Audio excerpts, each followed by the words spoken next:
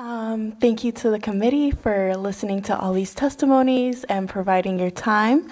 I'm speaking out in support of House Resolution 5354. My name is Diana Taveras. I'm an undergraduate student at Brown University and will be working as an investigative analyst for the Human Trafficking Response Unit for the Manhattan DA's office starting this summer. Okay. I am fully in support of this resolution. As a student researcher, I believe that research is absolutely necessary for proper and effective policy implementation. My work with human trafficking began as I interned at Polaris and subsequently wrote my senior thesis on their Latina Sex Trafficking Initiative.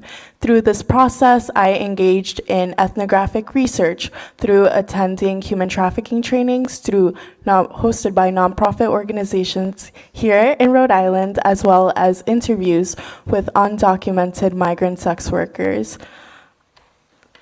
Through my research process, I gleaned that there was inherent racial bias in the policing of these migrant sex workers and a critical lack in research and fundamental understanding of trafficking on part of these nonprofit organizations. I can say that Polaris and their National Human Trafficking Hotline utilizes very faulty data in that they will list a mistaken call to the national hotline number as a trafficking case. And in addition to that, utilize this national hotline data to compile reports such as, for my initiative, the More Than Drinks for Sale reports. In these reports, then, they use this faulty data in order to garner millions of dollars of government funding in order to push policy that increases policing, in my case, of migrant sex workers. In the case of Polaris, they believe that this is the best way to end human trafficking and sex trafficking. However, when speaking with undocumented migrant sex workers, I learned that this was very violent, very harmful, and very coded in racialized and gender dynamics.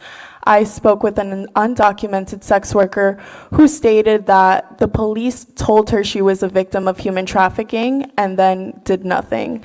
This was a multiple instance situation in which she was told by nonprofits, domestic violence shelters, and police officers that she was a victim of human trafficking. However, there were no steps that were offered to her. It was just left at that. In addition, through my interview process, I gleaned that, I didn't glean, my interview participant told me that many domestic violence shelters had really no idea what human trafficking is. They were offered human trafficking trainings on part of these organizations who push these policing policies and then and then you have these organizations who don't really understand what trafficking is, and then they just cause violence. So I was able to, through my research process, really critique and get at the racialization and genderized dynamics, as well as the policing that is present in trafficking initiatives. I've done work in both trafficking organizations as well as with sex worker organizations. I believe that they're very separate issues, and I have experience in both. So I believe that research is absolutely necessary.